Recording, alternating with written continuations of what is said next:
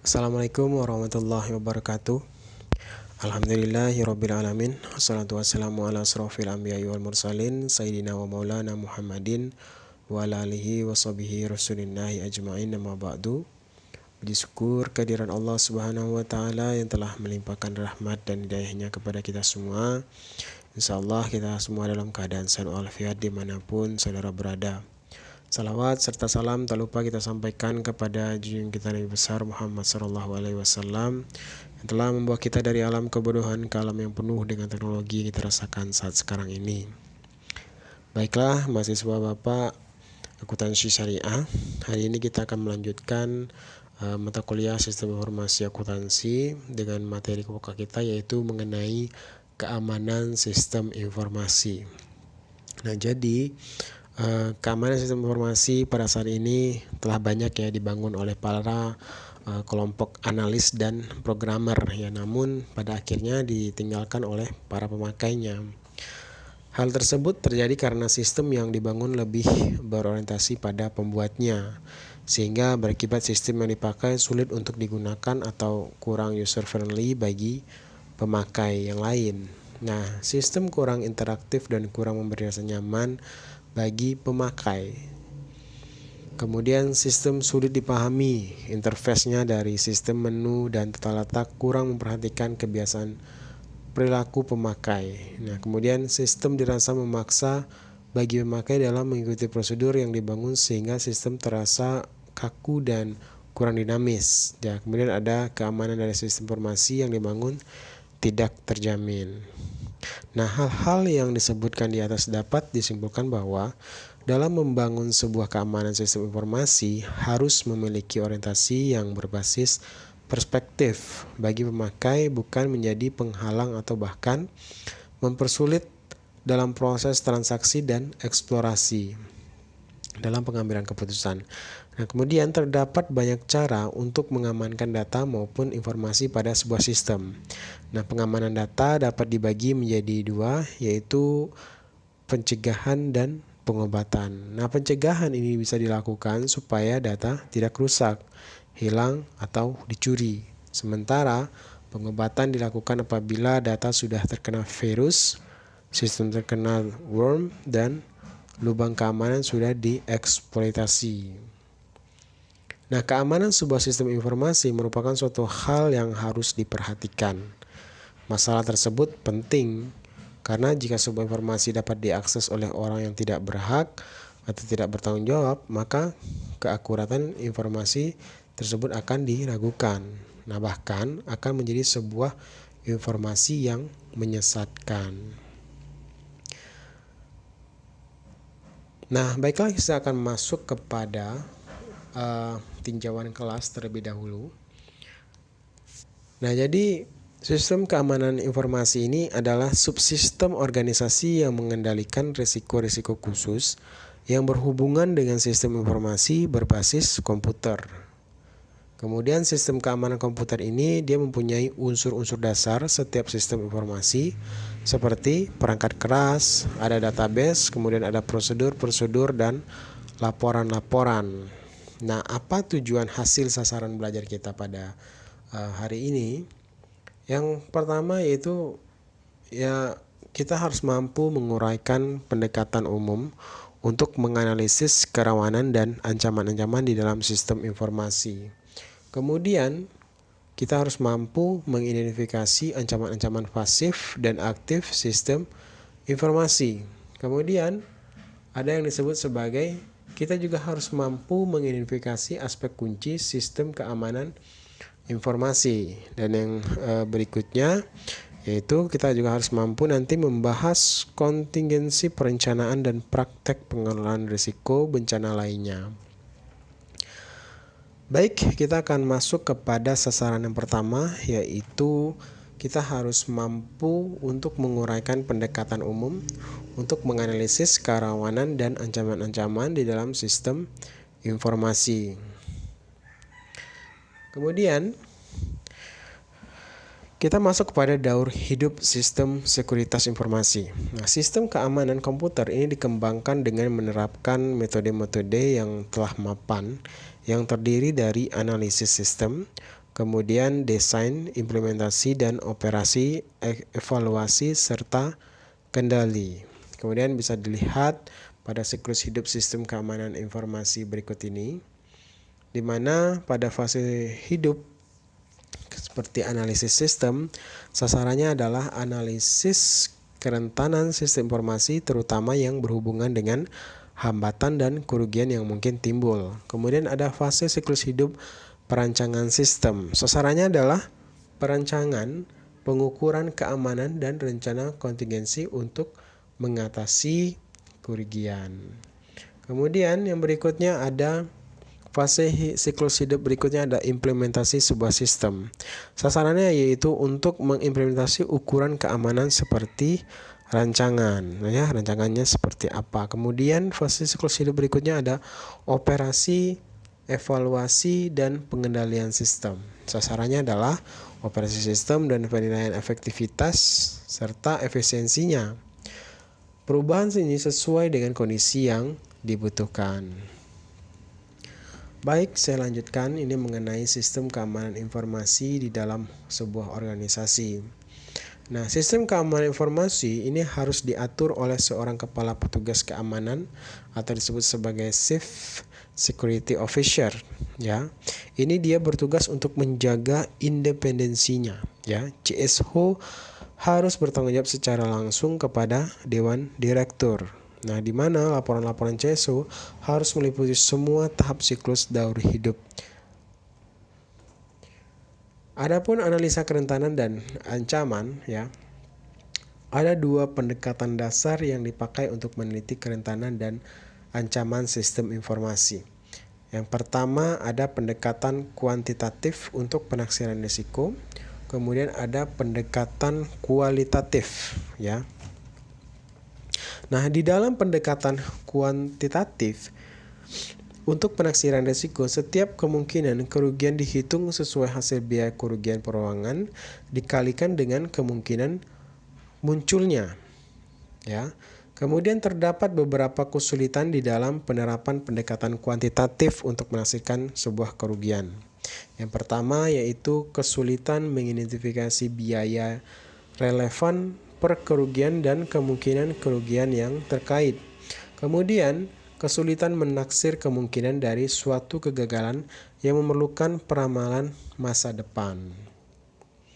Kemudian pendekatan kualitatif. Nah, ini untuk menaksirkan risiko yang dilakukan dengan mengurutkan kerentanan dan ancaman sistem dan menyusun secara subjektif. Ya, secara subjektif menurut sumbangan mereka terhadap kemungkinan total kerugian dari sebuah perusahaan. Kemudian, terlepas metode yang digunakan, setiap analisis harus mencakup kemungkinan kerugian untuk masalah yang berikutnya. Ya, yang pertama itu ada seperti gangguan bisnis, ya. Kemudian ada kehilangan perangkat lunak, ya. Kemudian ada kehilangan data, kehilangan perangkat keras yang ada dalam komputer, kemudian ada kehilangan fasilitas dan kehilangan layanan dan pegawai. Nah, itulah mungkin yang menjadi sasaran pelajaran yang pertama. Kemudian kita masuk kepada sasaran belajar kita yang kedua, ya, yaitu di mana kita mengidentifikasi ancaman-ancaman pasif dan aktif sistem informasi. Nah, apa yang dimaksud dengan kerentanan? Ya. Kerentanan adalah suatu kelemahan di suatu sistem, ya. Sedangkan yang disebut dengan ancaman adalah suatu eksploitasi potensial kerentanan sebuah sistem. Nah, ada dua kategori ancaman sistem. Yang pertama adalah ancaman aktif dan ancaman pasif. Contoh dari ancaman aktif adalah penipuan komputer dan sabotase komputer. Kemudian contoh dari ancaman pasif adalah sistem yang bermasalah seperti karena bencana alam. Kemudian sistem bermasalah juga karena kegagalan-kegagalan peralatan dan komponen, ya.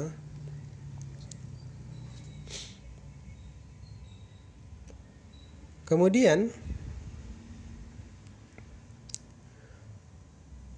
ini menyangkut mengenai individu yang menimbulkan ancaman sebuah sistem informasi. Nah, suatu serangan yang sukses di satu sistem informasi ini memerlukan akses ke perangkat keras, baik itu file data sensitif atau program kritis. Nah, kemudian ada 3 kategori individu yang bisa menimbulkan serangan ke sebuah sistem informasi. Yang pertama adalah karyawan sistem informasi itu sendiri, ya. Kemudian para pemakai dan kemudian ada pengganggu. Nah, karyawan sistem informasi itu siapa saja, ya? Yang pertama, karyawan pemeliharaan komputer. Nah, ini bisa dijadi sebagai individu yang menimbulkan ancaman dari sistem informasi itu sendiri. Ya. Kemudian ada programmer, ya. Kemudian ada operator komputer dan jaringan. Ya, kemudian ada karyawan administrasi sistem informasi. Kemudian ada karyawan pengendalian data. Ini adalah orang-orang yang kemungkinan bisa untuk melakukan ancaman terhadap sistem informasi itu sendiri. Ya. Nah, para pemakai ini terdiri dari kelompok orang yang beragam dan satu sama lain dapat dibedakan berdasarkan kegiatan fungsional mereka tanpa memandang pengolahan data. Ya. Sedangkan pengganggu adalah setiap orang yang mengakses peralatan dan elektronik atau memfile tanpa otorisasi yang tepat, ya. Nah, apakah dia itu seorang hacker? Ya, bisa jadi seperti hacker, ya. Jadi apa itu hacker? Hacker adalah orang pengganggu yang menyerang suatu sistem untuk iseng atau dia mencari sebuah tantangan saja, ya. Jenis-jenis dari pengganggu ini, ya, ada yang disebut sebagai unauthorized intruders, ya. Kemudian ada wiretappers, kemudian ada piggybackers, kemudian ada impersonating intruders, ya. Kemudian ada eavesdroppers yang sudah saya jelaskan minggu kemarin, ya. Kemudian kita masuk kepada ancaman-ancaman aktif sistem informasi. Ya, metode-metode yang biasa dipakai untuk melakukan penipuan sistem informasi diantaranya seperti manipulasi masukan, ya. Kemudian ada gangguan program, kemudian ada gangguan file secara langsung, ya. Kemudian ada pencurian data, kemudian ada melakukan sabotase, kemudian ada penggelapan atau pencurian sumber data, daya informasi. Nah, ini adalah metode-metode yang bisa dipakai untuk melakukan penipuan terhadap sistem informasi. Nah, dalam banyak kasus penipuan komputer, manipulasi masukan adalah metode yang paling banyak digunakan, ya. Di mana metode ini memerlukan paling sedikit kecakapan sebuah teknis. Nah, gangguan program barangkali metode yang paling sedikit digunakan untuk melakukan penipuan komputer. Nah, metode ini dia memerlukan keterampilan-keterampilan programming yang hanya dikuasai hanya oleh beberapa orang. Nah, apa itu yang dimaksud sebagai trapdoor, ya? Nah, trapdoor ini adalah suatu bagian program komputer yang mengizinkan atau membiarkan seseorang untuk mengakses program dengan melewati pengamanan normal program tersebut.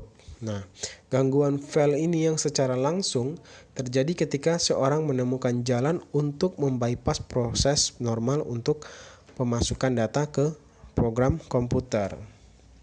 Kemudian ancaman-ancaman aktif sistem informasi yang lain yaitu pencurian data. Ya, pencurian data adalah masalah serius di dalam bisnis sekarang ini. Ya, di mana di dalam industri yang sangat kompetitif, informasi kuantitatif dan kualitatif tentang phishingnya terus-menerus dicari. Ya, sabotase komputer adalah suatu bahaya yang sangat serius bagi semua sistem informasi. Kemudian karyawan yang tidak puas. Nah, ini bisa menjadi para pelaku sabotase sistem informasi, ya, orang dalam. Ini adalah ancaman-ancaman yang mungkin saja terjadi dalam sebuah perusahaan. Beberapa metode dari sabotase yang biasa dilakukan yaitu seperti logic bomb, ya, kemudian ada Trojan horse, kemudian ada virus program, ya, yang ini bisa saja ditanamkan atau dikirim oleh orang-orang yang tidak bertanggung jawab di dalam sebuah perusahaan, ya. Apa itu yang disebut sebagai worm, ya? Worm adalah suatu jenis dari virus komputer yang menyebar dengan sendirinya di atas suatu jaringan komputer, ya. Salah satu jenis penggelapan sumber daya komputer adalah ketika penggunaan sumber daya komputer perusahaan digunakan karyawan untuk urusan bisnis mereka sendiri. Ini bisa menjadi sebuah ancaman bagi perusahaan itu sendiri. Kemudian kita masuk kepada sasaran belajar yang ketiga tadi, yaitu mengidentifikasi aspek kunci dari suatu sistem keamanan informasi. Nah, pengendalian ancaman-ancaman dapat tercapai dengan menerapkan pengukuran keamanan dan rencana darurat. Nah, pengukuran keamanan ini berfokus pada pencegahan dan pendeteksian ancaman. Nah, rencana kontingensi terfokus pada perbaikan dampak dari ancaman-ancaman tersebut. Lingkungan kendali adalah dasar efektivitas keseluruhan sistem pengendalian. Lingkungan pengendalian bergantung pada faktor-faktor berikut, ya. Yang pertama disebut sebagai filosofi dan gaya operasi manajemen. Ya. Pertama dan aktivitas yang paling penting dalam keamanan sistem adalah menciptakan moral yang tinggi. Ya, di mana semua karyawan perlu menerima pendidikan ini mengenai masalah keamanan. Ya. Kemudian aturan keamanan harus dilakukan secara selalu dimonitor. Kemudian ada struktur organisasi. Dalam banyak organisasi, akuntansi, komputasi, dan pengolahan semuanya diorganisir di bawah Chief Information Officer, ya, tersebut sebagai CEO, di mana di dalam lini organisasi ini harus ditentukan siapa yang bertanggung jawab atas pembuatan keputusan yang secara langsung bersinggungan kepada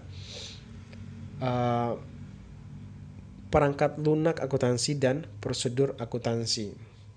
Kemudian ada dewan komisaris dan komite-komitenya, ya, yaitu dewan komisaris harus menugaskan suatu komite audit, ya, di mana komite ini harus menugaskan atau menyetujui janji temu dari suatu pemeriksaan intern.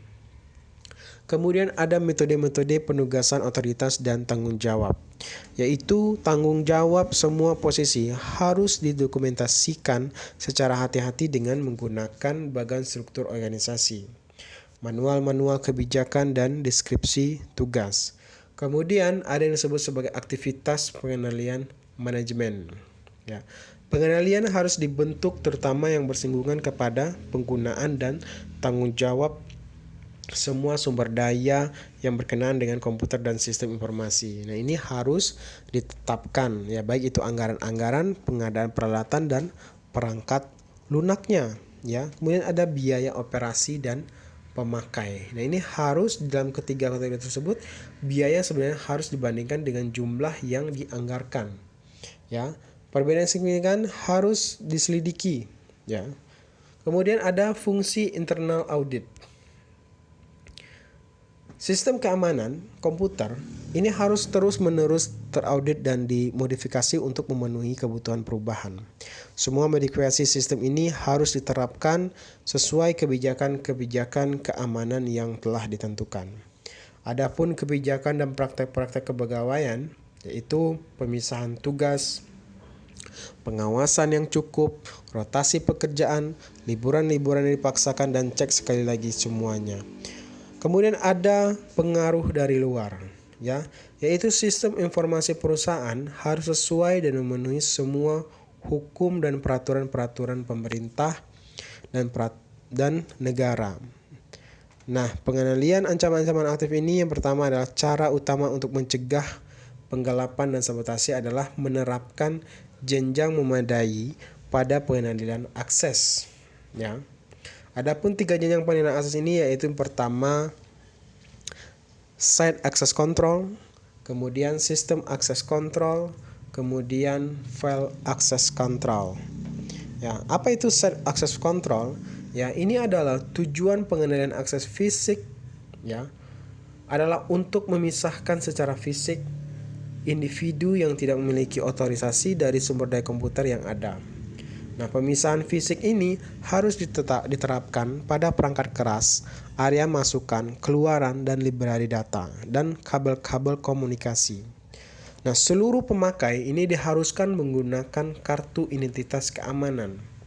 Kemudian tempat pengolahan data harus berada dalam gedung tertutup yang dikelilingi pagar. Ya, biar keamanan memang kita bisa mampu untuk menghindari ancaman-ancaman aktif ini. Kemudian ada suatu sistem masukan sangat tegas harus digunakan. Ya, ini bisa kita lihat ya bagan berikut ini. Ya, baik itu untuk pengendalian dari ancaman aktif. Ya, ini bisa kita lihat seperti TV ini merupakan di mana kita bisa menjaga ya dari ancaman-ancaman aktif ini. Kemudian ada sistem akses kontrol ya. Pengendalian akses sistem adalah pengendalian yang berbentuk perangkat lunak yang dirancang untuk mencegah pemanfaatan sistem oleh orang yang tidak berhak. Pengendalian ini dibuktikan keaslian pemakai dengan ID pemakai, kata sandi, alamat protokol internet, dan alat-alat perangkat keras. Kemudian ada yang disebut sebagai file access control. Ya. Pengendalian akses file ini mencegah akses yang tidak sah ya ke file data dan file program. Pengendalian akses file ini paling cocok adalah penetapan petunjuk otorisasi dan prosedur-prosedur untuk mengakses dan mengubah file-file. Ancaman-ancaman pasif ini termasuk permasalahan kegagalan tenaga dan perangkat keras. Pengendalian untuk ancaman pasif dapat bersifat preventif atau korektif. Ya, pengendalian preventif yaitu sistem toleransi kesalahan menggunakan pemotorian dan pencadangan. Nah, jika salah satu bagian sistem gagal, bagian cadangan akan segera mengambil alih dan sistem akan melanjutkan operasi dengan sedikit atau tanpa interupsi. Kemudian ada corrective control, yaitu file backup yang digunakan untuk memperbaiki sebuah kesalahan. Ada 3 tipe backup. Yang pertama ada full backup, kemudian ada incremental backup dan differential backup. Ya.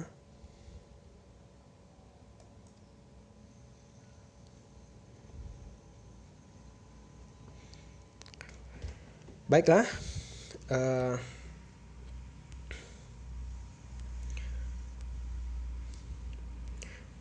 Demikianlah perkuliahan kita pada siang hari ini.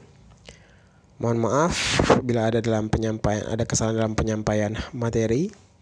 Saya sudahi dengan menutup wabillahi taufiq wal hidayah. Wassalamualaikum warahmatullahi wabarakatuh.